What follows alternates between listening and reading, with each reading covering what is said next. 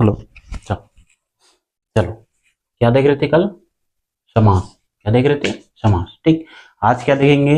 अनेक शब्द के लिए एक शब्द, अर्थात हम कुछ भी चीज वाक्यांशों को अभिव्यक्ति के लिए बोलते हैं। ठीक है, जैसे कोई शब्द बोलते हैं, जैसे धोखा देने वाला, सावधान रहने वाला धोखा नहीं खाता, शब्द है सावधान रहने वाला धोखा नहीं खाता, तो उसके लिए एक शब्द प्रयोग करेंगे, अर्थात सावधान रहने वाला व्यक्ति के लिए हम लोग सतर्क भी शब्द यूज कर सकते हैं।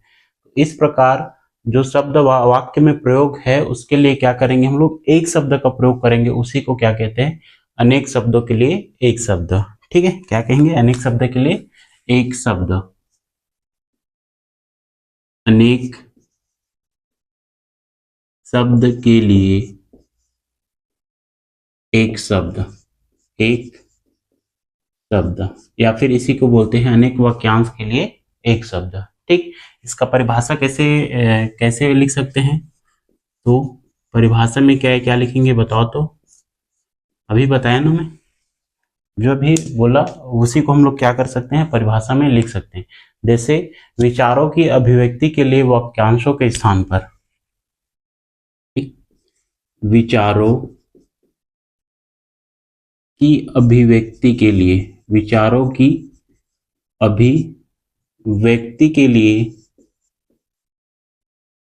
वाक्यांशों के स्थान पर, किसके स्थान पर? वाक्यांशों के स्थान पर, वाक्यांशों के स्थान पर, के स्थान पर, विचारों की अभिव्यक्ति के लिए वाक्यांशों के स्थान पर एक शब्द का प्रयोग। ठीक है, स्थान पर एक शब्द का प्रयोग क्या हो जाता है? प्रभावशाली हो जाता है। क्या हो जाता है? प्रभावशाली। प्रभावशाली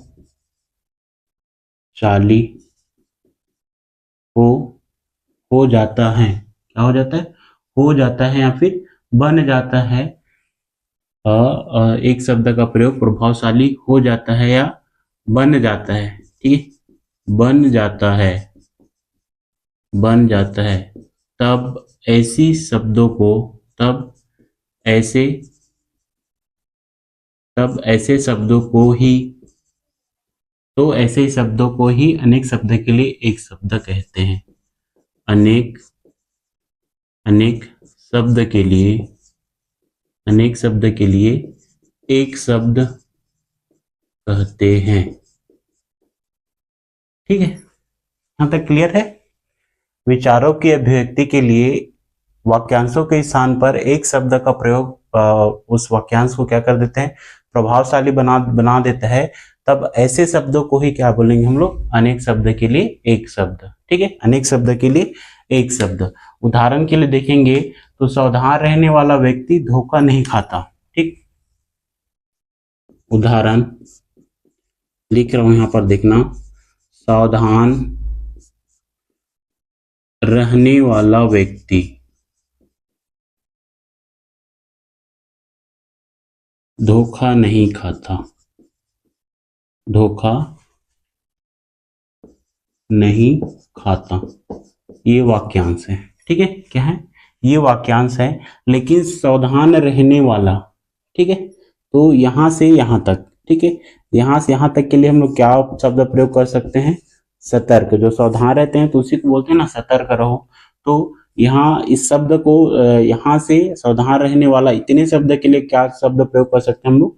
सतर्क। तो क्या लिखाएगा ये? सतर्क रहने वाला व्यक्ति, सतर्क या फिर सतर्क व्यक्ति धोखा नहीं खाता, धोखा नहीं खाता। ठीक, तो इतने शब्द के लिए हम लोग क्या यूज करें? एक शब्द किए। कौन सा? सतर्क। कौन सा? सतर्क।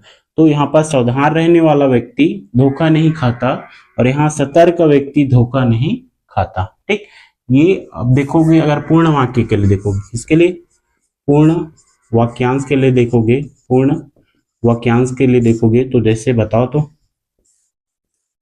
पूर्ण वाक्यांश के लिए जैसे देखोगे तो कौन सा शब्द? जिसके पास कुछ ना हो उसे क्या बोलेंगे? क्या बोलेंगे जी? अंकिचन। ठीक है, लेकिन एक सरल शब्द ले लेता हूं मैं, जो दिखाई न दे, जो दिखाई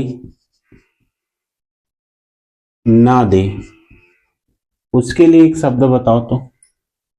जो दिखाई ना दे या जिसे देखा ना जा सके। ठीक है, जो दिखाई ना दे या जिसे देखा ना जा सके, जो दिखाई ना दे उसके लिए क्या बोलेंगे?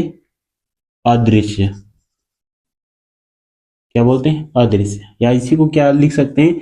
जो देखा ना जा सके उसे क्या क्या बोलेंगे? अदृश्य। उसी प्रकार जिसके पास कुछ ना हो, शब्द है जिसके पास कुछ ना हो, जिसके पास कुछ ना हो, उसके लिए कौन सा शब्द प्रयोग करेंगे? अंकिचन। ठीक है, जिसके पास कुछ नहीं होता उसको क्या बोलते हैं? अंकिचन। क्या बोलते हैं? अंकिचन। उसी प्रकार पहले जन्म लेने वाला व्यक्ति, पहले जन्म लेने वाला, पहले जन्म व्यक्ति के लिए क्या क्या बोलेंगे? पहले जन्म व्यक्ति के लिए कौन सा शब्द प्रयोग करते हैं हम लोग? अग्रज। क्या बोल सकते हैं? अग्रज। क्या बोल सकते हैं? अग्रज। देखो, ये पूर्ण वाक्यांश है, जो दिखाई ना दे। पूर्ण वाक्य के लिए एक ही शब्द कौन सा? अदृश्य। पूर्ण वाक्य के लिए एक ही शब्द अंकिचन। पूर्ण वाक्यांश के लिए एक ही शब्द क्या है? अग्रज। ये पूर्ण वाक्यांश नहीं है ना, पूरे के लिए प्रयोग नहीं हुआ है, लेकिन यहाँ पर सावधान रहने वाला व्यक्ति धोखा नहीं खाता। कौन? सावधान रहने वाला व्यक्ति क्या नहीं करता? धोखा नहीं खाता। और यहाँ पास उसके लिए क्या, कौन सा शब्द का प्रयोग किया हम लोग? सतर्क। कौन सा? सतर्क व्यक्ति धोखा नहीं खाता। तो ये पूर्ण वाक्यांश है। पूरे वाक्यांश के लिए एक शब्द कौन सा? अदृश्य। कौन सा? अदृश्य। इसी प्रकार और भी अगर देखोगे तो जो एक ही स्थान पर हो उसे क्या बोलेंगे? बताओ तो। जो एक ही स्थान पर, जो एक ही स्थान पर हो उसके लिए कौन सा शब्द प्रयोग करेंगे? बताओ तो। और एक शब्द है जिसकी शत्रु ना हो। ठीक है, जिसकी शत्रु ना हो, इसके लिए कौन सा शब्द प्रयोग करेंगे? जो एक ही स्थान पर हो उसे क्या बोलेंगे हम लोग? अचल। क्या बोलेंगे? अचल।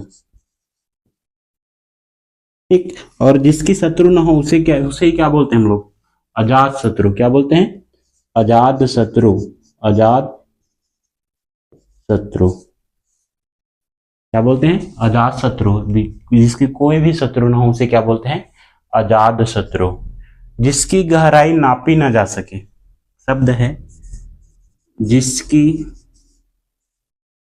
गहराई नापी ना जा सके, नापी ना जा सके, उसके लिए एक शब्द क्या है? अतः। अथाह।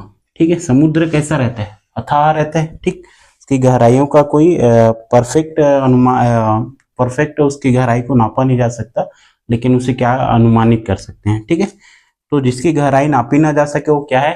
अथाह है। क्या है? अथाह है। उसी प्रकार और बताओ।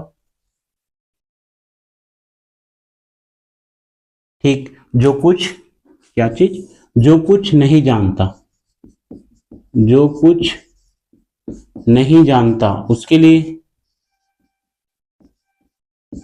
अनभिज्ञ। क्या बोलेंगे इसको? अनभिज्ञ बोलेंगे। क्या बोलेंगे? अनभिज्ञ। और बताओ, तुम लोग अपने से बताओ। जिसे भले बुरे का ज्ञान ना हो उसे क्या बोलेंगे? जिसे जिसे भले बुरे का ज्ञान, भले बुरे का ज्ञान ना हो उसे क्या बोलेंगे? अबोध बोलेंगे। क्या बोलेंगे? अबोध। जिसे भले बुरे का ज्ञान नहीं होता उसे क्या बोलते हैं? अबोध बोलते हैं। और जो कुछ नहीं जानता उसे क्या बोलेंगे? अनभिज्ञ। क्या बोलेंगे? अनभिज्ञ। जिसका जन्म अंडे से हो, कमल बहुत देख ली ना, जिसका जन्म पानी से हो पंकज कहलाता है, लेकिन जिसके जन्म किससे हो? अंडे से, उसे क्या बोलेंगे? जिसके जन्म, या फिर जिसका ना, जिसका जन्म किससे हो? अंडे से हो, उसको क्या बोलेंगे? बताओ तो। पानी से जन्मे हुए चीज को क्या बोलते हैं? पंकज, जिनका जन्म अंडे से हो वो उसको क्या बोलेंगे? अंडज। क्या बोलेंगे? अंडज। ज मतलब क्या हो गया? जन्म। ठीक है, क्या हो गया? जन्म। उसको क्या बोलेंगे? अंडज। जिसकी कोई सीमा ना हो उसे क्या बोलेंगे? असीमित। जिसकी कोई सीमा ना हो, जिसकी कोई सीमा ना हो उसे क्या बोलेंगे? असीमित। क्या बोलेंगे? असीमित। असीमित, जिसकी कोई सीमा ना हो उसे क्या बोलते हैं? असीमित। ठीक। अब शब्द आता है पश्चिम और पूर्व के बीच का दिशा। क्या कहलाएगा बताओ तो? उत्तर और पूर्व। ठीक है, उत्तर और पूर्व के बीच का दिशा। बीच का दिशा, इसके लिए एक शब्द कौन सा प्रयोग करते हैं? उत्तर पूर्व। उत्तर और पूर्व के बीच का दिशा के लिए क्या आप कौन सा शब्द प्रयोग करेंगे? तो शब्द है ईशान शब्द। कौन सा? ईशान। कौन सा शब्द है? ईशान शब्द। ठीक, नया चीज देखने को मिला। गंगा से उत्पन्न। गंगा से उत्पन्न, जो गंगा से उत्पन्न हो, जो गंगा से उत्पन्न हो उसे क्या बोलेंगे? गंगे। क्या बोलेंगे? गंगे। क्या बोलेंगे? गंगे बोलेंगे। ठीक है, जल में विचरण करने वाला या फिर जल में विचरने वाला क्या बोलेंगे? शब्द है जल में विचरने वाले, विचरने वाला। इसके लिए कौन सा शब्द प्रयोग करेंगे? जलचर। जलचर। इसी प्रकार आपका जैसे निशा में चरने वाले, निशा में विचरने वाले, विचरने वाला, इसके लिए क्या बोलेंगे? निशाचर। क्या बोलेंगे? निशाचर। निशाचर शब्द का प्रयोग करते हैं। यहां पर कुछ ध्यान आ रहा है आपको? कर्मधारय समास और बहुब्रीहि समास का यहाँ प्रयोग हो रहा है ना, उसी के लिए करते हैं ना। जैसे जिसके 10 आनन हो अर्थात रावण। ठीक है, तो 10 सिर वाला, उसके लिए क्या प्रयोग करेंगे? जानते हैं 10 सिर वाले कौन है? एक ही तो है। कौन है? रावण है। तो उसके लिए भी अनेक शब्द के लिए क्या हो गया? एक शब्द। अनेक शब्द है उसमें, उसका अर्थ क्या निकल रहा है? रावण। ठीक है, तो क्या हो गया? रावण एक शब्द हो गए। क्या हो गया? एक शब्द। तो यहाँ बहुब्रीहि समाज और कर्मधारय समाज का भी प्रयोग होता है। मतलब उससे जो शब्द बनता है, उससे जो जैसे निशाचर है शब्द है, उसका समास विग्रह करेंगे तो क्या करेंगे? निशा में विचरने वाला या निशा में विचरण करने वाला ना, यहाँ पर गलत लिखा गया है। ठीक है, निशा में विचरने वाला अर्थात क्या हो जाएगा? निशाचर। निशाचर वही क्या करते हैं? निशा में क्या करते हैं? विचरण करते हैं। तो ये कौन सा समास है? बहुब्रीहि समास। ठीक है, तो बहुब्रीहि समास के उदाहरण भी इसमें आता है, अनेक शब्द के लिए एक शब्द में। ठीक, तो इसे भी क्या करेंगे हम लोग? ध्यान देंगे। जो जानने की इच्छा रखता हो या फिर जिसको क्या हो? ज्ञान प्राप्त करने की इच्छा, उससे क्या बोलेंगे? जिज्ञासु। क्या बोलते हैं? जिज्ञासी। 3 नदियों का संगम क्या हो जाएगा? त्रिवेणी। उसी को कर्मधारा में देखिए ना, 3 नदियों का समाहार, उसे क्या बोलेंगे? त्रिवेणी। क्या बोलेंगे? त्रिवेणी। जहां पास संख्या का बोध हो ना, प्रथम पद में त्रिवेणी, 3 संख्या का बोध हो रहा है, 3 नदियों का समाहार क्या बोलेंगे? त्रिवेणी। ठीक है, तो यही क्या है आपका? अनेक शब्द में भी इसका प्रयोग होता है। वही शब्द है, वही सब चीज है, बस इसीलिए उसमें रखा गया है इसको ना। समास के बाद जस्ट अनेक शब्द के लिए एक शब्द, इसीलिए पढ़ा रहा हूं मैं। ठीक, तो और अगर आगे उदाहरण देखोगे तो जैसे त्रिवेणी के साथ साथ वही तीनों लोगों का समूह क्या हो जाएगा? 3 लोगों का समूह क्या हो जाएगा? त्रिलोक। क्या हो जाएगा आपका? त्रिलोक। जिसकी कोई संतान ना हो वो क्या कहलाएगा? निसंतान। क्या कहलाएगा? निसंतान। जिसमें कोई भय ना हो वो क्या कहलाएगा? निर्भय। क्या कहलाएगा? निर्भय। निशा में विचरण करने वाला हो गया निशाचर। इसी प्रकार आपको देखा जाए तो ईश्वर को न मानने वाले के लिए क्या शब्द है? ईश्वर को न मानने वाला, नास्तिक, ठीक है, कौन सा शब्द, नास्तिक। मन में जिसकी दया ना हो उसके लिए शब्द है क्या है, निर्दय। क्या है, निर्दय। जिसके मन में कोई दया न हो उसके लिए क्या बोल, निर्दय। कैसे निर्दयी व्यक्ति है, बोलते हैं ना, किसी के ऊपर अगर किसी को प्रताड़ित किया जाता है तो क्या बोलते हैं, कैसे निर्दय व्यक्ति है, अपने बच्चे को मार रहे हैं ऐसे करके, ठीक। तो ये क्या है, अनेक शब्द के लिए एक शब्द है। क्या है, अनेक शब्द के लिए एक शब्द है। और पराधीन, दूसरों पे आश्रित होने वाले को क्या बोलते हैं, पराधीन। जो फल फूल को खाकर ही रहता है उसे क्या बोलते हैं, फलाहारी, ठीक। और कोई पात्र जिसमें क्या क्या रखा जाता है, फूल रखा जाए उसे क्या बोलते हैं, फूलदान। क्या बोलेंगे, फूलदान। कोई व्यक्ति जो घूम घूम कर क्या करता है, अपने सामान को बेचता है उसे क्या बोलते हैं, उसके लिए एक शब्द क्या है, फेरी वाला। बोलते हैं ना, फेरी वाला आए हैं, तो फेरी वाले अपने सामान क्या करते हैं, घूम घूम के बेचते हैं। उसी प्रकार किसी व्यक्ति को अगर एक भाषा से अधिक भाषा का ज्ञान हो उसे क्या बोलेंगे, बहुभाषी। क्या बोलेंगे, बहुभाषी। जिसे बहुत सारे भाषा का क्या है, ज्ञान है, उसे क्या बोलेंगे, बहुभाषी। क्या बोलेंगे, बहुभाषी। तो ऐसे आपको बहुत सारे उदाहरण मिलेंगे बुक में, इसे आपको पढ़ना है। और यही है, कुछ उदाहरण हम लोग देख लिए हैं, अनेक शब्द के लिए एक शब्द। एक बार और देख लेते हैं परिभाषा। विचारों के अभिव्यक्ति के लिए वाक्यांशों के स्थान पर एक शब्द का प्रयोग करने से वाक्यांश क्या हो जाता है, अधिक प्रभावशाली बन जाता है। और ऐसे ही शब्दों को हम लोग क्या कहेंगे, अनेक शब्द के लिए एक शब्द। जैसे मैं उदाहरण में बताया, सावधान रहने वाला व्यक्ति धोखा नहीं कहता, तो सावधान रहने वाला शब्द के लिए, वाक्यांश के लिए कौन सा शब्द है, सतर्क। कौन सा, सतर्क। तो ये छोटा हो गया, सतर्क व्यक्ति धोखा नहीं खाता, ठीक है। तो ये क्या है, पूर्ण वाक्य के लिए नहीं था, लेकिन पूर्ण वाक्यांश के लिए भी शब्द है। जैसे जो दिखाई ना दे उसे क्या बोलेंगे, अदृश्य। या जो जिसे देखा ना जा सके उसे ही क्या बोलेंगे, अदृश्य। जिसके पास कुछ ना हो अंकिचन, पहले जन्म व्यक्ति अग्रज, जो एक ही स्थान पर हो अचल, जिसकी शत्रु ना हो अजात शत्रु, जिसकी गहराई नापी ना जा सके उसे क्या बोलते हैं, अतः। जो कुछ नहीं जानता अनभिज्ञ, जिसे भले बुरे का ज्ञान ना हो अबोध, जिसका जन्म अंडे से हो अंडा, जिसकी कोई सीमा न हो असीमित। उत्तर और पूर्व के बीच का दिशा, ये नया नया शब्द है ना, इसको कभी आप लोग वाक्यांश है ऐसे सुने नहीं होंगे ना पढ़े नहीं होंगे, ठीक। उत्तर और पूर्व के बीच के दिशा को क्या बोलते हैं, ईशान बोलते हैं। जो गंगा से उत्पन्न हो गंगे, जल से विचरने वाला जलचर, निशा में विचरने वाला निशाचर, ठीक। इसी प्रकार अगर आप बोलेंगे शाम के समय को क्या बोलते हैं, क्या बोलते हैं जी, बताओ। जैसे शाम शाम होता है ना, सूर्य का अस्त होने लगता है, उस समय को क्या बोलते हैं, उसके लिए भी शब्द है ना, बताओ। गुधेली वेला, शादी कर रहे हो गुधेली वेला, हम बोलते हैं गुधेली वेला, बताओ।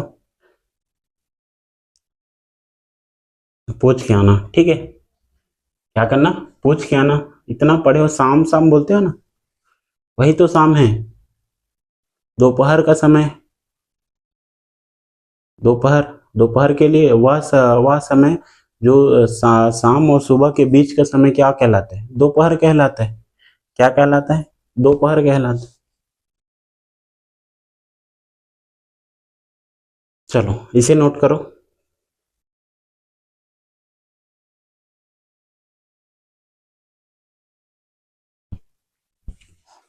चलो हो गया नोट, कर ले नोट, ठीक है।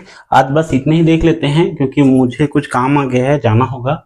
और हम लोग कल क्या देखेंगे, यूनिट 4 आपका पद एवं पदभेद है। क्या है, पद एवं पदभेद। उसके अंतर्गत देखेंगे संज्ञा सर्वनाम विशेषण क्रिया और कारक।